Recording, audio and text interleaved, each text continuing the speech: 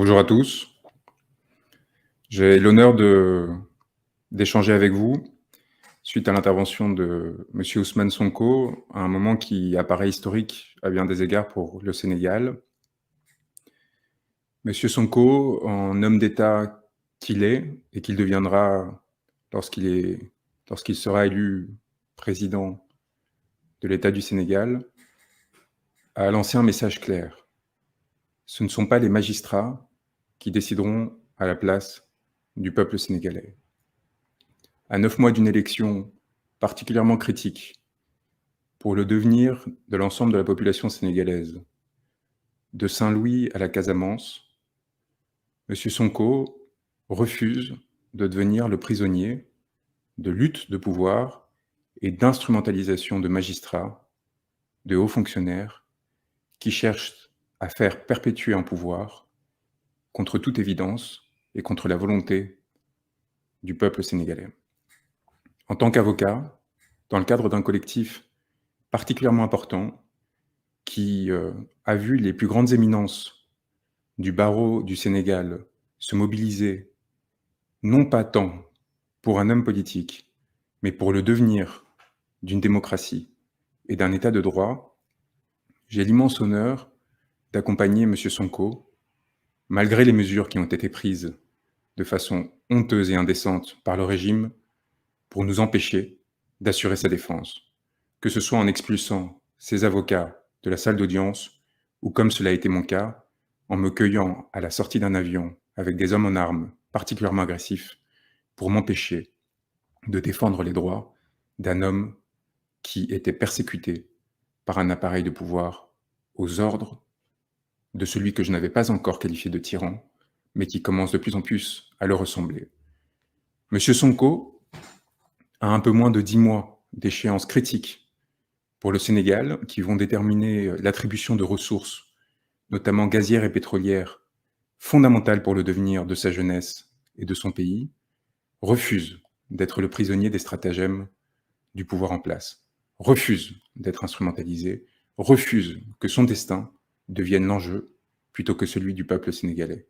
Et nous avons pour mission de l'accompagner, comme il nous l'a rappelé, car à travers lui, c'est les aspirations de tout un peuple qui doivent être soit respectées, soit battues par des hommes qui, dans l'avidité, dans la découverte de ces nouvelles richesses, n'ont qu'une ambition, les accaparer et non pas les partager pour investir dans le destin de leur pays. C'est là les velléités, que ce soit d'un troisième mandat ou de candidatures de substitution et des tentatives de division qui sont en train d'être mises en place par le pouvoir actuel afin de déstabiliser le front qu'avait réussi à constituer M. Sonko. Le droit n'est qu'un instrument du politique. Voilà ce qu'il vient de nous rappeler collectivement. Et le droit ne peut pas s'interposer dans la volonté politique d'un peuple souverain. Il y a des enjeux qui dépassent largement sa situation personnelle. Il a rappelé l'oppression à laquelle il était confronté. Et nous voyons parfaitement la stratégie de désagrégation, d'atteinte à ses intérêts à travers lui, aux millions de personnes qu'il représente, qui est mise en place.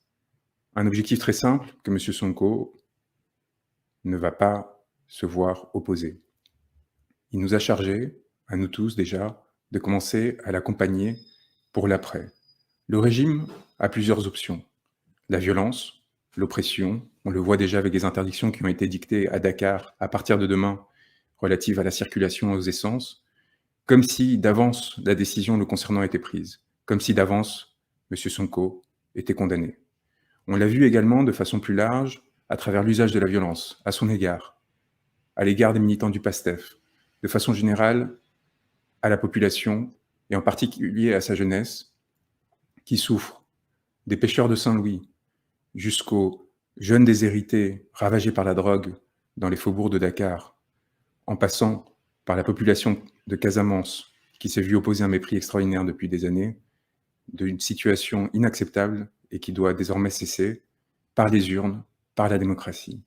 Si jamais une opposition et un empêchement étaient imposés à M. Sonko, eh bien, la politique reprendrait tous ses droits. Voilà le message qu'il s'agissait de transmettre. À nous, avocats, d'accompagner M. Sonko et tous ceux qui sont derrière lui afin d'éviter cette situation, au pouvoir de se montrer responsable, de comprendre que son heure peut être à tourner et qu'il s'agit de remettre son mandat entre les mains du peuple pour que celui puisse décider librement. Nous en sommes au début d'une aventure extraordinaire, à quelques mois d'une échéance particulièrement importante qui ne s'arrêtera pas avec l'élection. Dès à présent, évidemment, tous les efforts doivent être mis en œuvre, non seulement pour protéger M. Sonko, mais plus largement pour se préparer à l'après. Nous sommes très fiers, comme il l'a rappelé, de ses contacts avec un certain nombre de dirigeants étrangers de la sous-région, et nous travaillons évidemment à l'accompagner et à le préparer et à l'aider à ce que les ressources du peuple sénégalais reviennent entre ses mains, que ce soit les concessions gazières et pétrolières, que ce soit la situation inéquitable de répartition des ressources, que ce soit la corruption extraordinaire qui a touché une grande partie des membres du régime actuel. Il y a des chantiers immenses qui sont nécessairement préparés dès maintenant.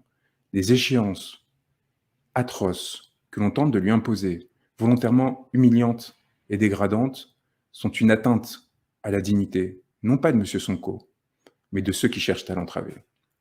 C'est avec honte que leur participation à ces manœuvres devrait être accompagnée. Et c'est à vous de faire ressentir cette honte puissante à l'égard de ces magistrats, de ces fonctionnaires qui participeront à cette comédie et qui chercheront à entraver votre destin. Nous sommes fiers, à notre place, avec humilité, d'avoir la confiance de M. Sonko, pour une raison très simple.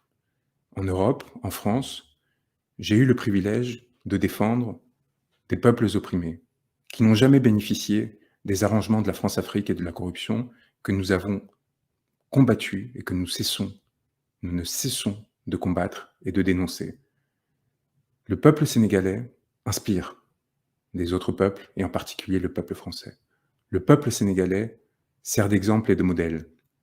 Sa capacité à résister face à toute forme de violence et à se mettre en danger pour s'assurer que ses dirigeants politiques puissent les représenter, puissent porter les intérêts et ne cèdent à aucun moment aux tentatives d'intimidation, d'instrumentalisation de la justice, de questions aussi essentielles que la lutte contre les violences faites aux femmes, que la lutte contre les violences sexuelles, que la lutte contre la réputation, contre les atteintes à la réputation, à l'honneur et a fortiori la corruption, ne deviennent des instruments politiques pour empêcher au peuple de recouvrer sa souveraineté. Nous le faisons en France, avec d'immenses difficultés, mais avec une expérience que M. Sonko a considérée comme importante, de voir partager aux côtés de confrères qui, de la Martinique aux Comores, en passant par l'ensemble des pays de la sous-région, travaillent aux fins de le protéger, aux fins de mobiliser l'opinion internationale et surtout aux fins de préparer l'après et de s'assurer que s'il arrivait au pouvoir, si le peuple sénégalais le désirait, très rapidement, il n'y aurait